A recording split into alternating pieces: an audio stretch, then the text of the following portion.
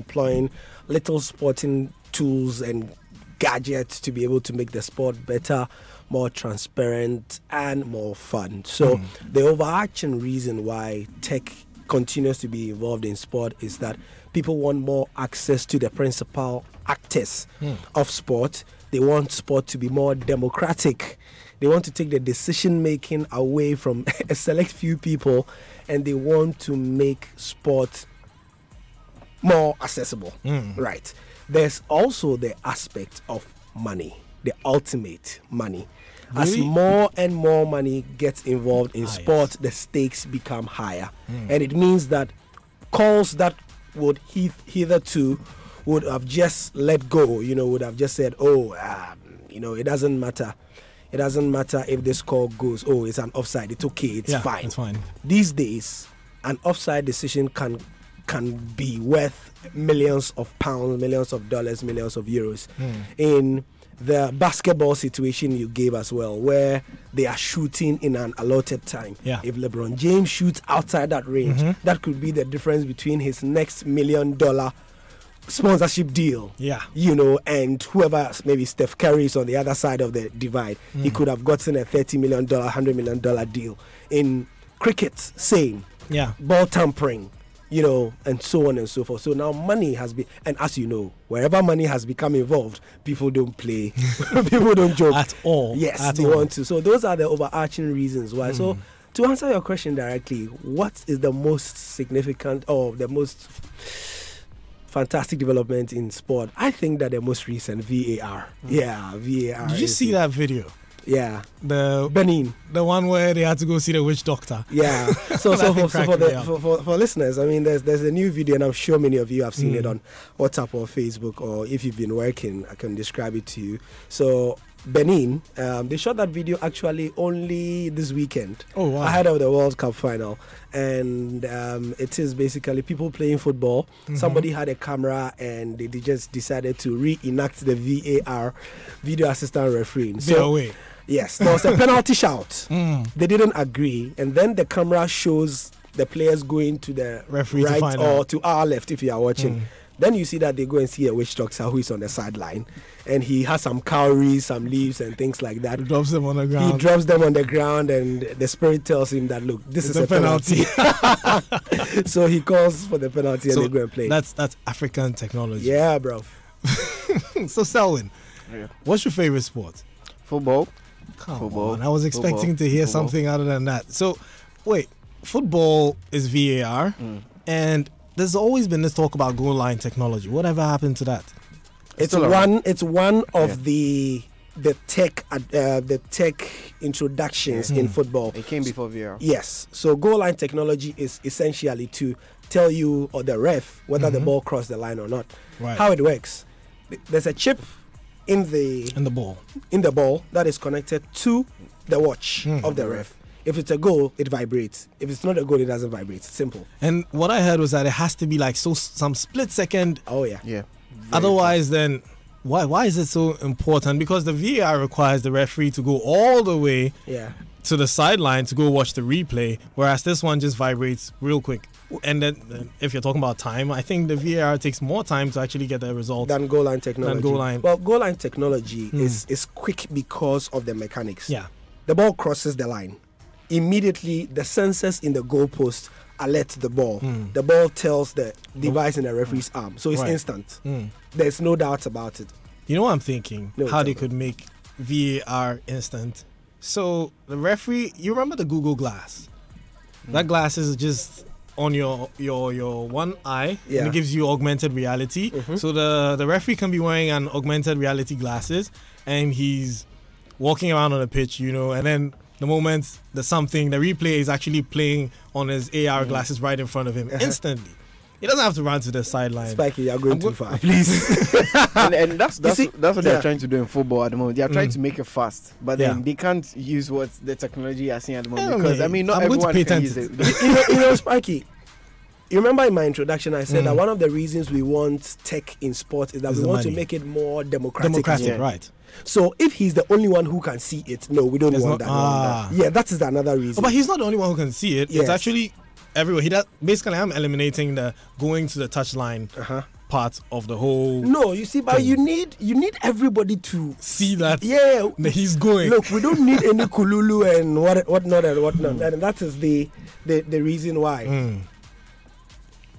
So I was also thinking, some people are of the view that this is diluting the game. It's taking away the tradition. You know, the part of the game that people argue, the drama, the thriller, the Charlie, he be lie, be penalty. No, you know, be penalty. My team better than you. You know, that kind of thing. Now everybody's like, oh, we're going to wait for VR. Well, just relax. And now people are actually attacking the VR when it doesn't go their way. They actually go for the VR, and the VR is fake and all that. Especially when it comes to the final decision that happened, the penalty kick. A lot of people are criticizing the VR, that the VR is not even important because this decision, under normal circumstances, every referee would have just overlooked it. But then because of the VR, and also people are complaining the fact that it wastes time because people want to enjoy the excitement and all that, but then it takes away all that. It takes away the excitement from it. But then we all still want a fairness in football. We all want to see what's happening in football. We all want to see the clear decisions to be made. Right. But then the problem still is that VR is slowing it down, but the VR is going to correct things. So in future, maybe they can get better technology to make it faster in decision making. My AR technology. See, AR and VR. You can sell it to FIFA. I'm gonna research this thing and I'm gonna be a rich man. So joining us on the phone right now is John Butcher from Takrady. Hello, John. Hi, John. I hear you're an F1 blogger. Yes. I'm a big fan of F1. Unfortunately, I'm not on the winning team, Team Red Bull. I'm a Scuderia Ferrari fan. Scuderia Ferrari, Forza Ferrari. Go you. So you are enjoying your win. Yeah, we're winning, and this time the engine is working, the chassis is working, everything is working on the car. So hopefully this weekend it's Sebastian Vettel's home race. So I hope we can pick that win as well in Hockenheim. Good luck to you. Sure. So in F1 DRS, I had a lot of people asking me, hey, what's DRS? I mean, I had to explain drag and all that. So I'm going to throw this to you. Tell us about DRS. DRS is drag reduction system. And with the drag reduction system, it's something to aid overtake. It's to aid overtaking. So, you know, with an F1 car, we have what we call the front. In the part of the F1 car, you have the front wing and the rear wing. Yeah. So when a car is on a straight line, when the car is running on, when a car, F1 tracks have corners and they have straight lines, we call them straight, and we have corners. Yeah. So when a car is on a straight line, what the car does is that the DRS is there to aid overtaking, and that is it's only used when the car is within a second.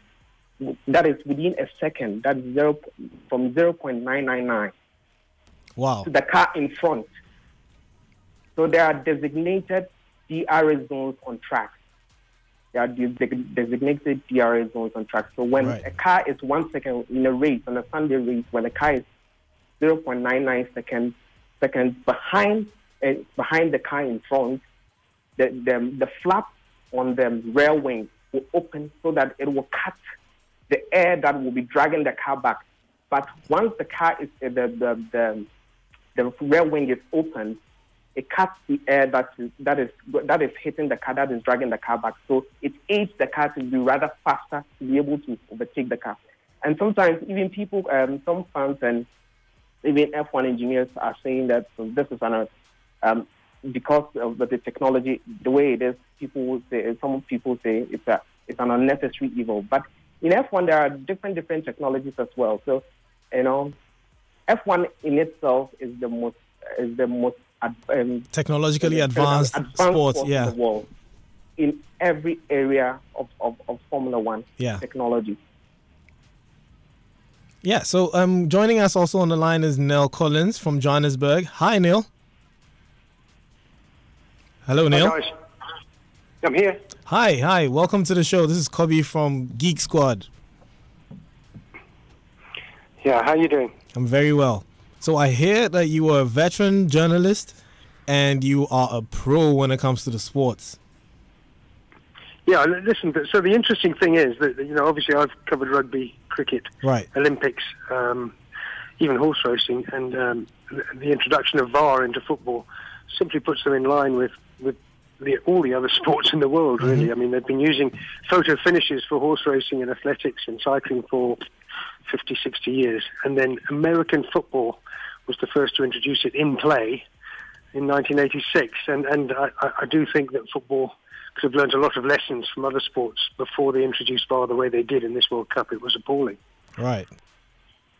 Okay, so can you tell us more about how much technology has affected some of the sports like rugby and cricket? Because I know cricket uses Hawkeye, which is the same technology they use in tennis. Yeah.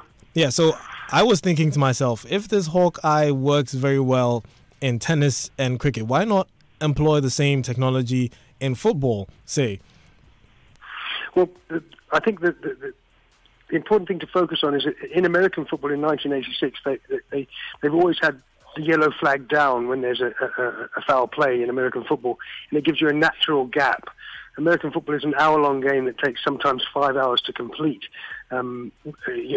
Association football, soccer as the Americans call it, has never had that natural gap for the referee to stop and say, hold on, lads, let's look at that big video screen and see what really happened. We have seen instances over the last 30 years with big video screens in the ground of referees and players looking up. They've had to actually ban it in some areas where the big video screen shows that it wasn't a handball or it wasn't a penalty. So obviously VAR was a long time coming. In 2001, they introduced the video analysis in rugby, the TMO, they call it, the television match official. Again, rugby has a lot more rules to worry about. The knock-on, the forward pass, the grounding of the ball behind the try line. So what the referee does in rugby, which is probably the closest thing to football, is he says to the TMO, can I award a try? Or was that a forward pass? It then goes to the video analyst up in the box. He has a look at it and he says it was a forward pass or it wasn't a forward pass. It was a try or it wasn't a try. The way that FIFA messed up in this World Cup, in my opinion, is that the referee was kind of in the middle of all the action. He then calls this distant group of video analysts, apparently hundreds of miles away in Moscow sometimes, depending where the game was. And he then faces a situation where he goes over and looks at the little screen. If you saw the Argentinian ref, a former actor, Patano, during the World Cup when Perisic handballed the ball, and there was this dispute over whether his hand came down naturally or did he bring it down and handball it. First use of VAR in a World Cup final. He actually went to the screen. It was fantastic to watch. He went to the screen, looked at it, walked away, and then thought, oh, no, let me check again. And he goes straight back to the screen, has one last look, and then awards the penalty. Now, I've refereed hundreds of football games and played the game as a defender who has given away his fair share of penalties and own goals. And I think in that situation, the referee needs to call the VAR, the video analysis team, and say to them, is that a penalty or not? I don't think he should run over to the screen myself, because then that gives time for all the players to get around him. There was a game in Zambia a couple of weeks ago where all the players were surrounding the ref and making television-shaped signals, like they do in rugby and in cricket. You make this kind of square box signal with your hands to say, let's have another look at that on video. And what's going to happen in football if we carry on this way is, because football's such a volatile game with volatile crowds, you're going to find that both the crowd and the players will get very irate with referees who wander over to a television screen and make up their minds on whether it's a penalty or not. Much easier for the referee, for the video analysis team, to be on hand, one box in the stadium, one TV, well, several camera angles, obviously, but one TV. He looks at it and he decides, if the referee has asked him, he then has to put it in the hands of the video referee, or in rugby you call it the television referee, the TMO, and that person has to decide then. If the referee has asked him, he has to decide, is that a penalty? Is it a goal? Obviously, we've got goal line technology for that now. And let that thing be done independent of the referee. If the referee has doubt, he goes to VAR. And also we need to decide on whether players can appeal. Are players, like they are in cricket, allowed 20 seconds to go to the umpire, the umpire review system in cricket, the DRS. In cricket, you get 30 seconds to decide if you want to review a decision. In football, are we going to allow players to ask for a review? It doesn't look like it. So in that case, players have to be taught, don't make the big video sign at the ref. You're not responsible for VAR. The referee is responsible for going to VAR, and VAR will then make the decision. That's how I think it should happen, and that's why I think it was a bit of a mess during the World Cup. I loved it. It's fantastic World Cup, lots of controversy, more penalties than ever before, but we need to clean up VAR a little bit. Someone much cleverer than Infantino needs to actually take a hand in this, an ex-player or an ex-referee, and get their heads together and say, the referee goes to VAR, VAR makes the decision, the referee blows his whistle and points to the spot or says it's no penalty, just like they do in cricket, tennis, rugby. It's absolute control in the hands of the video analysis. Right. I've learned a lot. In a short time. In a short time. So, John, if you're on the line. Yeah, I'm here. Yeah. So you heard everything Nell said. What do you also think? Okay. In the side of Formula One, there are three. As I mentioned earlier, it's all about technology. Everything about Formula One is technology. So I have, as a Formula One fan, I've broken it down into three. In three areas: the relevance of Formula One to as a sport, the relevance of the sport in itself. Right. So one is the road relevance of Formula One. It's the road relevance. That's for the car manufacturers in the sport. That's Ferrari. We're talking about Ferrari. We're talking about Mercedes, Renault.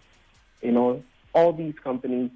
This Formula One is more like it's their research laboratory. Yeah. That's where they do all their testing.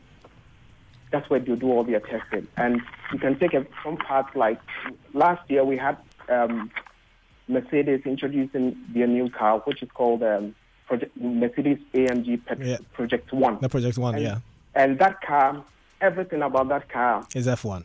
was taken from F1 directly into their road car program, that particular road car program. Yeah. And that's exactly also what Ferrari does for their GT cars.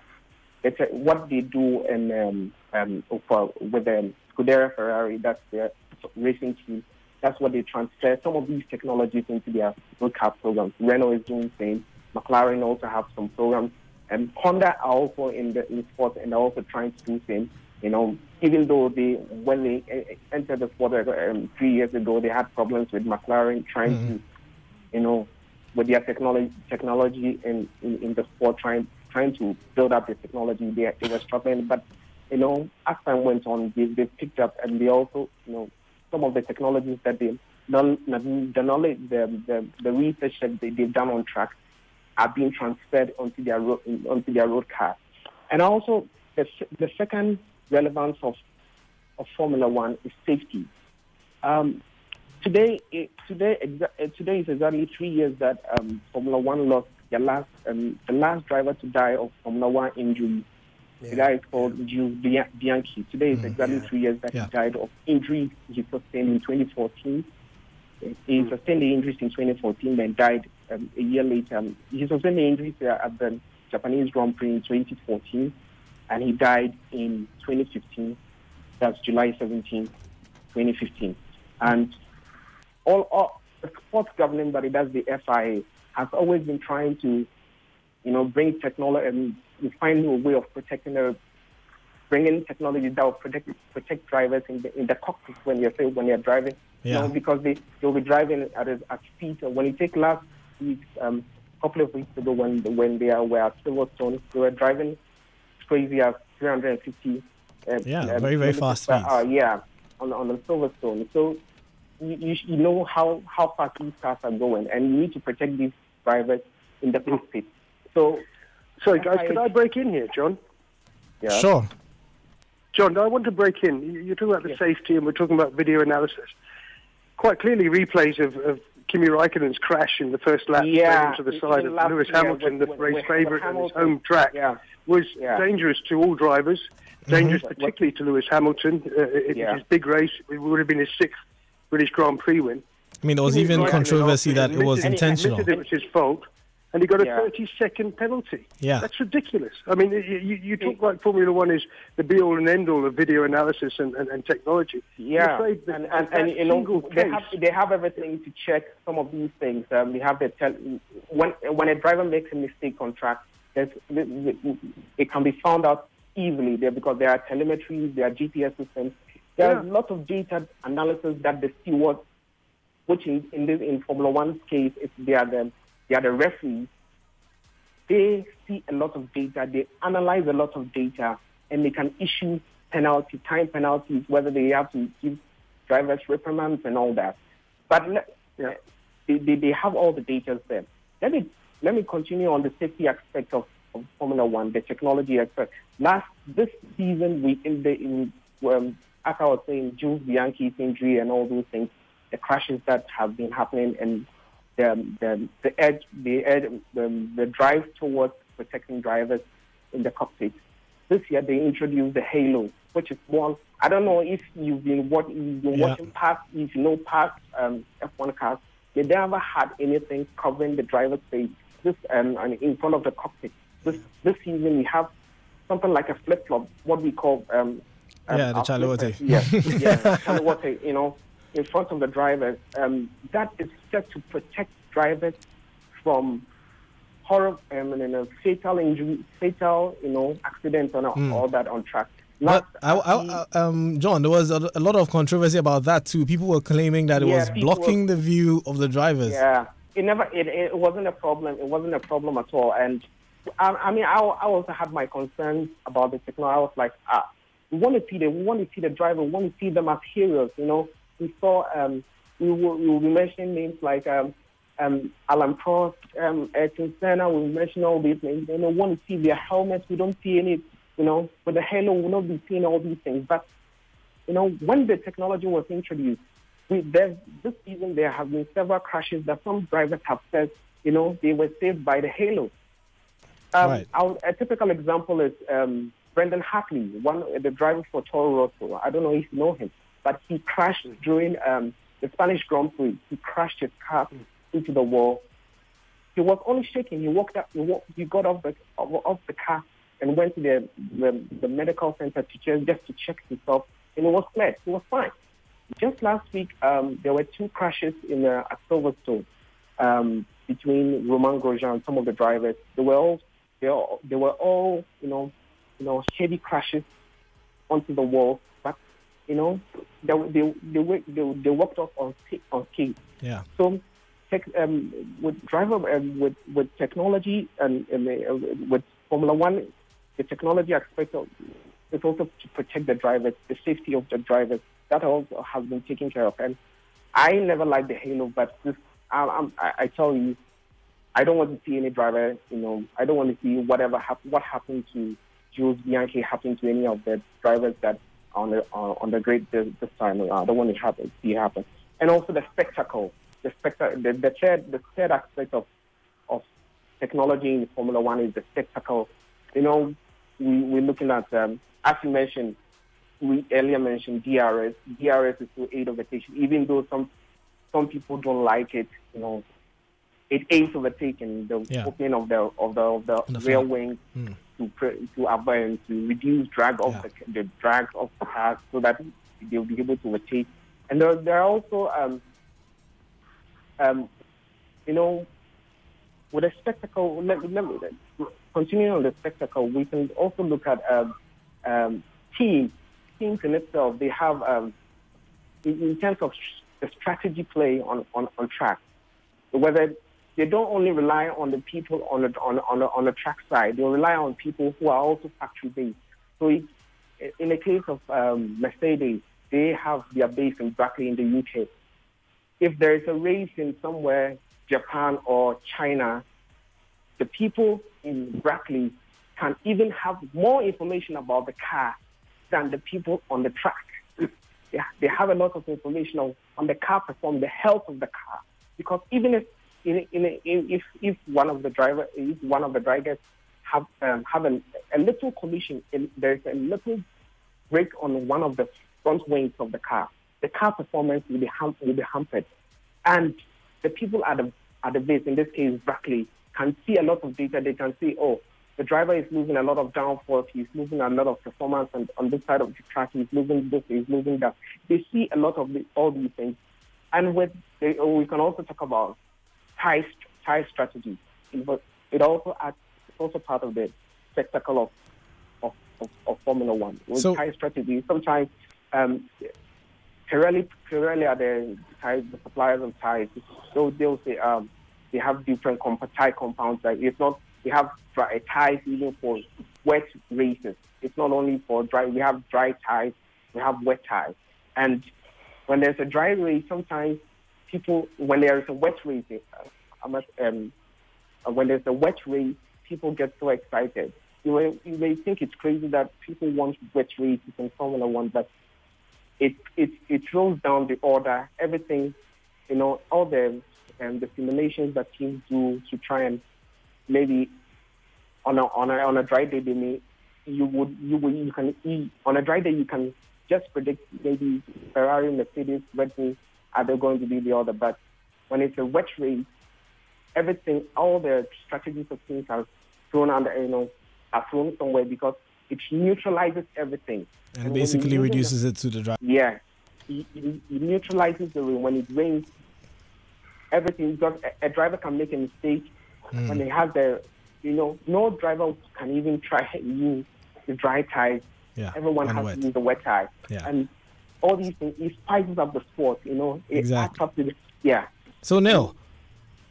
Yeah, you're a veteran. You've been in the game for a very long time, and you've seen this evolution of technology in sports. And as we've been going on and on about Formula One. I was thinking. So, for instance, I read somewhere that Hawkeye was not actually allowed to be. Not that allowed. They said it would be better to stick to the umpires in tennis, for instance, on the clay turfs because the balls leave a mark. Your mark, yeah. Yeah. So then, because of that, they don't use Hawkeye. Well, clearly, you guys are too young to remember John McEnroe. I've been thinking of this. I was going to talk about John McEnroe. Back in some of his tantrums in the 1980s, 70s, and 80s. Yeah. You remember? I remember specifically. I wasn't born then, but as a student of the sport, I have all the videos and all. I remember his match against Jimmy Connors. He argued with the umpire, calling for the referee and all that. And even fast forward coming to in the year 2003, Serena Williams played against Jennifer Capriati. That was the light bulb moment. That was the moment that the tennis world decided to go for Hawkeye. That was the time that. That's right, John. In 2003, people like Ili Nastasi and John McEnroe suddenly found themselves unable to intimidate umpires and line judges. Remember that good line judges are only found in the Grand Slam tournaments, really.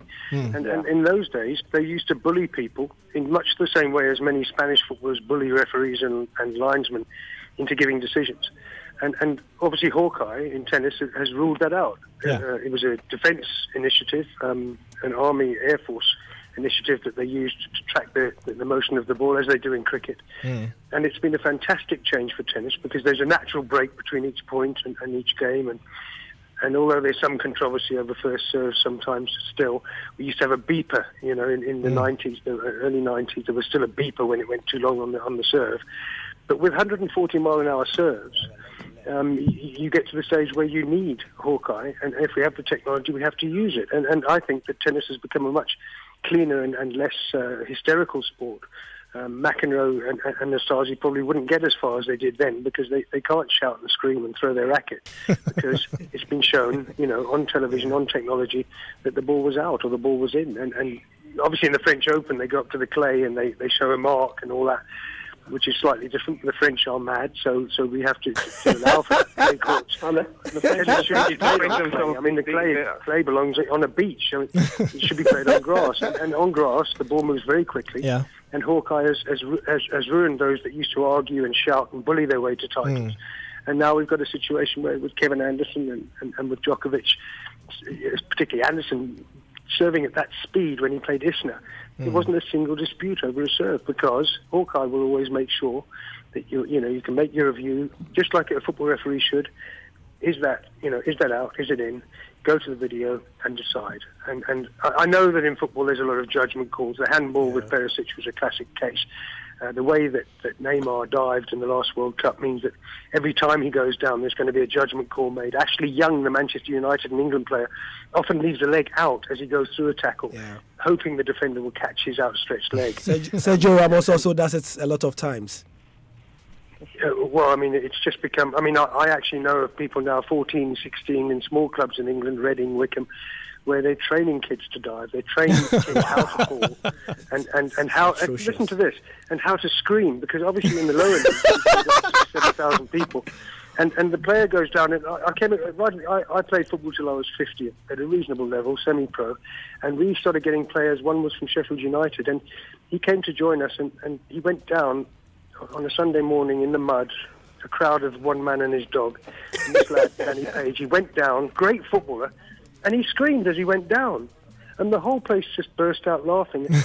In order to get rid of this play acting and dramatics that we see from Neymar, who's a fantastic player and ruins it, because all the kids at school, at my school right now, are practicing Neymar. They do what Neymar does. They roll over when they get fouled. They roll over 4 or 5 times and end up rolling down the slope on the edge of the ground. So we're in a situation now where we need some kind of video assistance for referees, because players have become so good at cheating, simulation, diving, drama, that we have to have this, and we have to have someone in a box, an ex-referee or an ex-player, who is absolutely, dead set against the rise of simulation in football.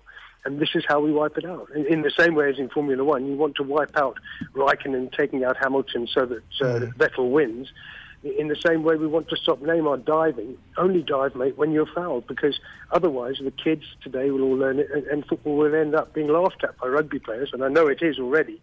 Rugby players will take a punch in the face and a kick in the back, and they'll still get up, grab the ball and run. In football, if you breathe on Neymar, he's going to roll 4 or 5 times and reach his hand out to the coach. And so we need to take a grip of this, and I think that's where this VAR started, and not so much with... Obviously, we've got goal line technology for controversial goals, but what we really need is to book, caution, yellow card those who decide that they'd rather dive than try and get that extra touch and score. Right. And it ruins the game. It was a fantastic World Cup. I think VAR improved it, although it wasn't well implemented. And I think that we saw the beginnings of football resurrecting itself as an honest man's sport and a man's sport. Physical contact will be made. But were you tripped? No. The guy, you were both 50-50 on the ball. We're not going to give that. And I think we'll see a return to a better level of football and a better moral standards in football because of video technology. And I think, that applies to life generally, and it applies, to sport. Just as we've got CCTV cameras that keep people honest in the cities, we've now got CCTV cameras that keep people honest on the sports ground. And I think that the two hang well together, and that it's a philosophy rather than a judgment call. If I could come in here, Gary, here, it's been an amazing discussion I've been involved in. Selwyn and I in studio have been very quiet because our resource persons have been very knowledgeable. Yeah.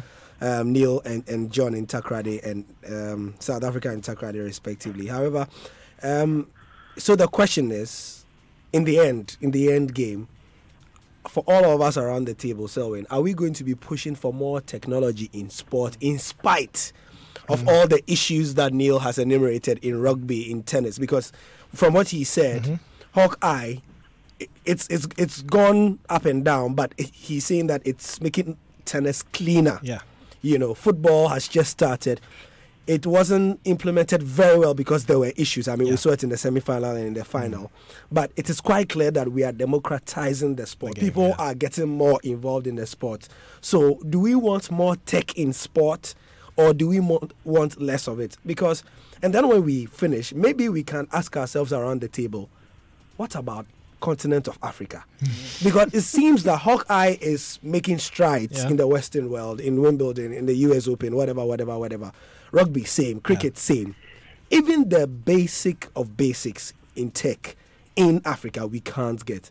It means then that Africans are not going to win. If before technology, Africans were not going to win titles in tennis, in rugby, in cricket, in football in the next 50 years, now Africans are not going to win in 100 years at all. And I think that it's a discussion because the world really is leaving us behind.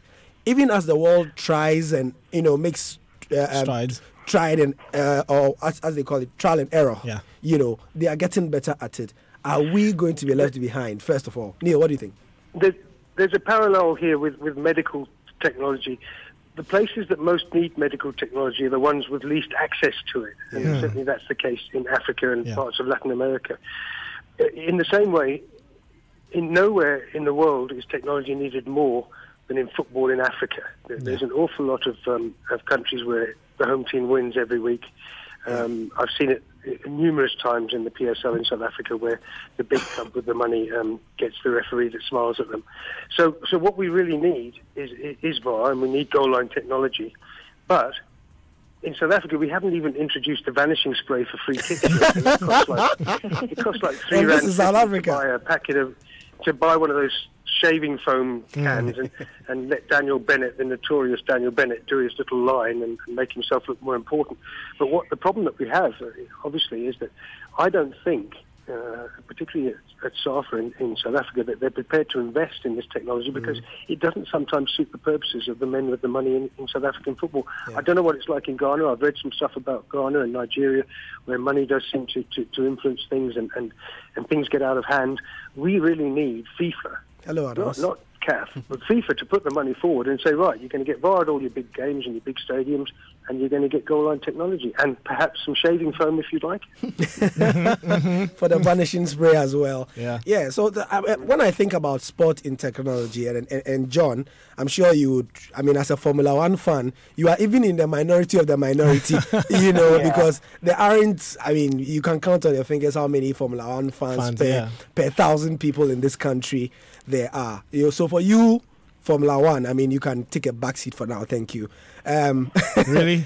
No, I'm just saying, when it comes to sport and technology in Africa, I mean, Formula One, we're not even go-karting yet. Yeah. No, but I saw you. Championship go-karting. Yeah, that's what I mean. I mean, what we have are the, just the recreational ones. Yeah. And when I think about that, I really bother, as to how long Africa can keep getting behind, because winning the World Cup now means that your talent is even more important. Your coaches need to know the rules. Yeah. The players need to know the rules. If they need to know the rules, like Neil is saying, in South Africa, I mean, kids as young as 14, 16 are being taught how to, quote-unquote, dive and cheat. And scream. And you in Ghana, you don't have it because nobody can teach you how to dive and scream. Next time the Black Stars meet the South African national team, they are going to dive and whatever it is, and they are going to win. And that is what sport and tech is doing. It's actually increasing the digital divide. Yeah. I'll go hold you on this, and then I'm going to announce the phone lines and WhatsApp. So if you want to join in the conversation, if you feel that technology is good and we should keep, innovating, you can call us on 0302 216 541, and you can send us a WhatsApp if you can't call on 0244340437. I'll repeat the numbers again: 0302 216 541 if you want to call, and if you want to WhatsApp, it's 0244 340 437. So, I mean, I was going to talk about the vanishing spray but then Neil took it out of my mouth, and then... Sorry. Don't worry. You still educated us on it. So, Selwyn, what do you think? Well, with VR, VR has 4 situations that it has to do with a goal, or the situation leading to the goal, a penalty, or a situation leading to the penalty, or a red card, or mistaken identity, because there have been mistaken identity problems. Mistaken identity? Yes. Wait. Yes. Hold on. Mistaken identity as in you think I was on the field when I actually wasn't on the field? No. You commit a foul, right? And then maybe you committed a foul. And then I give Gary, the red card to Gary. Okay. Yes. So I have to go and look at it. I had to clarify that. So immediately these situations comes up, the VAR team, which constitutes 4 assistant referees. So there's a VAR assistant referee and his 3 assistants. He looks at the main video, and then his other assistants also look at the other angles. Then there are also video operators in there. So they edit the videos, let you know the angle, and then they give it to the referees to look at it quickly, and then they make their decision. And the VAR house deals with 33 cameras in the stadium, which 33 cameras, which 8 are ultra slow motion, like over 400 frames per second. Exactly, like super slow mo. Slow mo. My phone beats it. That's 960 FPS. And all this, really? this video operating room is like in the World Cup was somewhere in Moscow. So wherever the match is, if it's in Kazan, the operating room is in Moscow. and then the referee has to communicate to all these people. So that's like super high speed internet to transfer that. Yo, we can't do that in Ghana. I mean, look at the kind of and that's the problem. See, all these things, how can we do it? Actually, your data is on edge and you are doing VAR. And the video will be buffering. Yes. And there are video operators all there, then plus the main video assistant. But all these people don't make that decision. The final decision is the referee. So he goes to his small screen in the stadium, looks at it, communicates with them. They tell him what they've seen. He also looks at what he's seen. The final decision is with the referee. Which brings me to my question, John and Neil. I mean, to what extent can football, or can there be borrowing of ideas in the various sports? Because we've seen that. We've heard from Neil and been educated that in rugby they call it the TMO. In cricket they call it the URS. You know, in football we call it the DRS. The DRS. In Formula 1 we call it the DRS. And in cricket too, they call it DRS.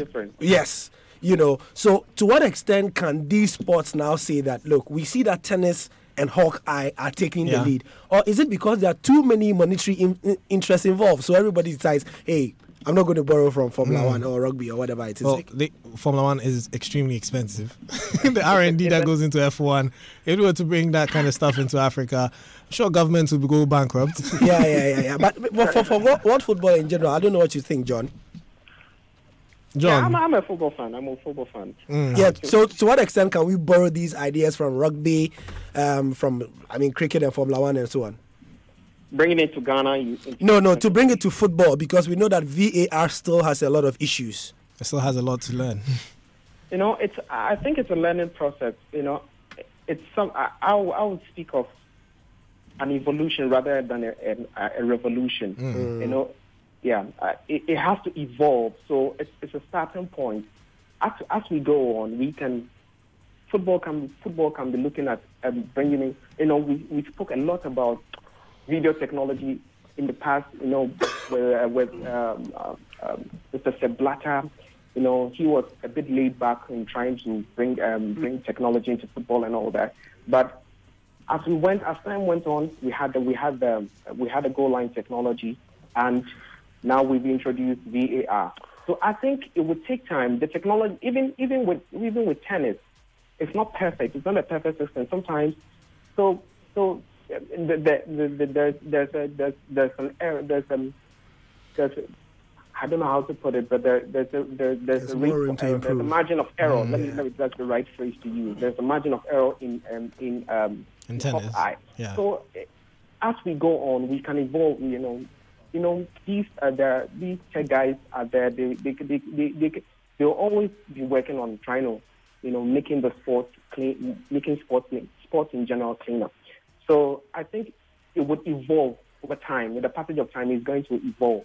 So VAR has come. It's working. It's not a perfect system, but it will get better. It will get better. That's what. Yeah. Thank you very much, John. Neil, any final comments? Yeah, I would just point out that when Frank Lampard's goal clearly crossed the line against Germany in the Bloemfontein last 16 game in 2010, Sepp Blatter said quite clearly he didn't want video technology or goal line technology because he liked it when controversial decisions made the front pages of the papers instead of the back. They became the headlines, and he quite enjoyed the controversy, you know, of refereeing, you know, poorly. And so we've got rid of Blatter after 30 bad years, and then I'm hoping that Infantino will spread VAR across the world, where, like all other sports, the video analysis man is the one that makes the decision, not the referee looking at a screen on the side of the ground. That's going to lead to trouble and violence. So we need FIFA to help fund a simple VAR technology, one screen in the stadium, major games, and the guy looks at it. If the ref asks him to, and he gives the ref the decision. It doesn't cost $1,000 million rand. It doesn't cost all those dollars or anything. You can do that, and I know FIFA can do it. I'm worried that they don't have the interest in African football to do it. They can make record profits from South Africa in 2010. You know, the players that they take to Europe should be compensated. Africa should be compensated for that, like half the French squad. And let's give us the money to do VAR properly in this continent where we need it more than any other, I think. Yeah. Right. Okay, thank you very much for joining us, Neil Collins from Johannesburg. He's a veteran South African journalist, and John Boucher from Takrady. He's an editor of an F1 blog called 5 Race Sports. Thank you for joining us, guys. So once again, if you're listening to us and you want to join us, it's 0302-216-541. And if you want to send us a WhatsApp, it's 0244-340-437. So, this has been very educational. I mean, I'm not a big sports fan, but technology getting into sports is making me, a huge fan of sports. And we've been discussing this for the past 50 minutes, and we've only been talking about basically what we've been talking is video review. Yeah, that's just a microsecond, like that's an iota of the whole thing. An iota of the whole thing. When we're talking about F1, so we've got a call on the line. Okay. Hello, Kofi. Yeah, how are you doing? Hi, we're good. Yeah, I want to find out about the VAR. How come that some of the decisions the referee wouldn't go watch it, even though the players complain about it? I want Gary to answer. Okay, right. Okay, Gary? So there's a threshold so that, Neil made a point about the fact that in American football, it's basically a 1 hour game that can stretch to 5 hours because they make room for these decisions.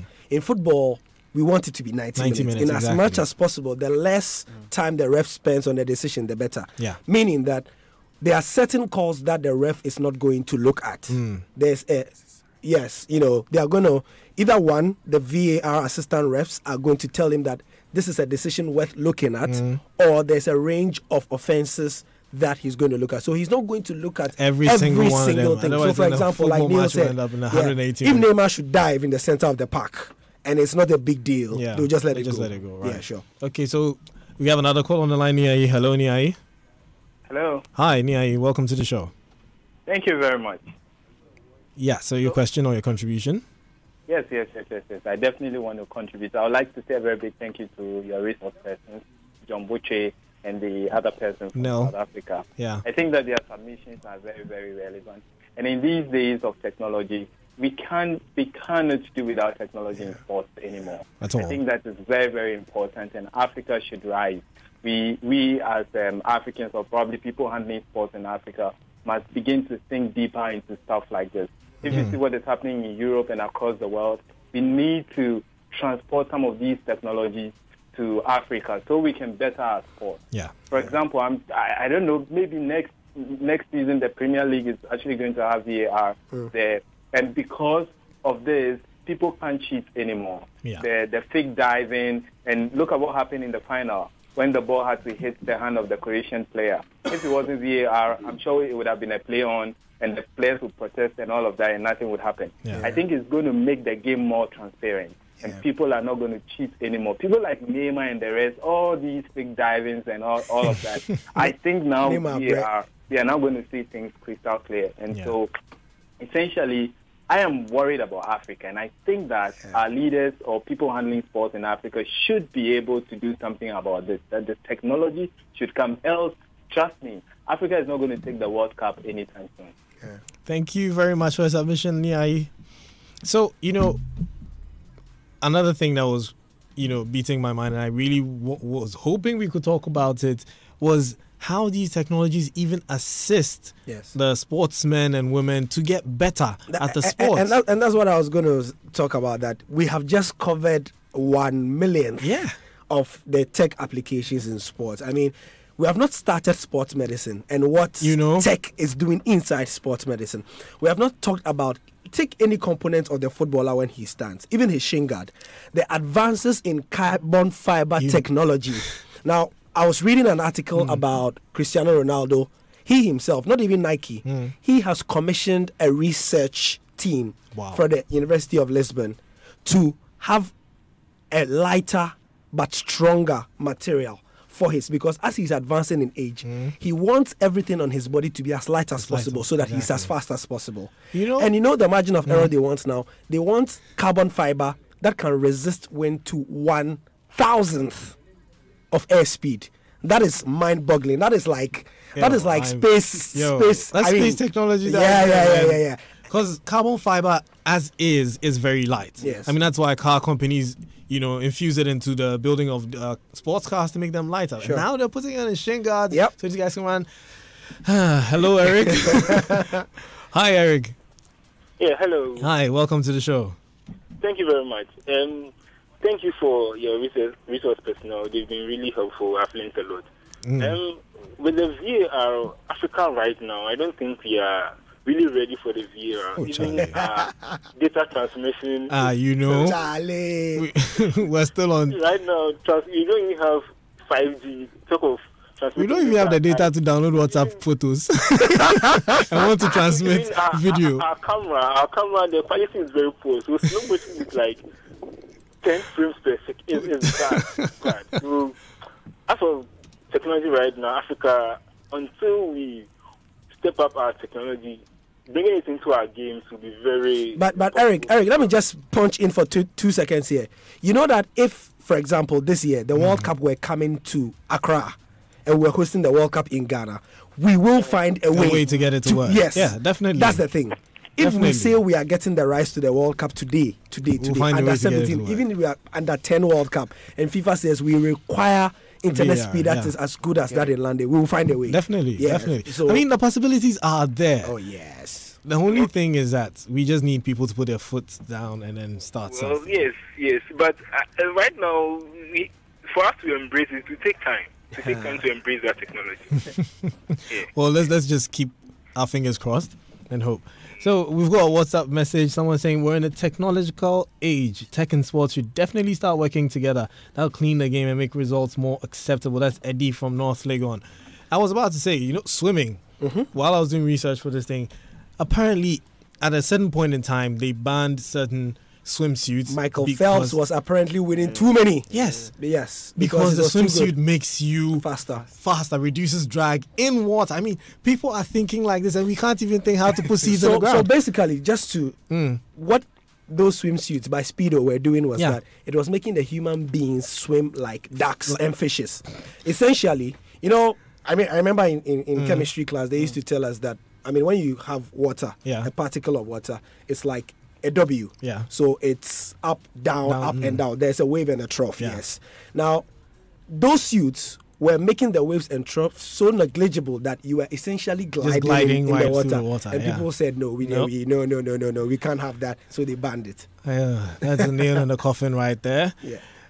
This has been Kobe, Spikey, and Chroma, and I came to you with Gary Al Smith and Selwyn Saki. We brought you technology in sports. We were joined on the phone by John Butcher in Takoradi and Nell Collins all the way from Johannesburg. Thank you all those who called with your contributions and submissions and those who sent your WhatsApp. Unfortunately, we couldn't take a lot of calls, but we learned a lot. And we hope you also learned a lot.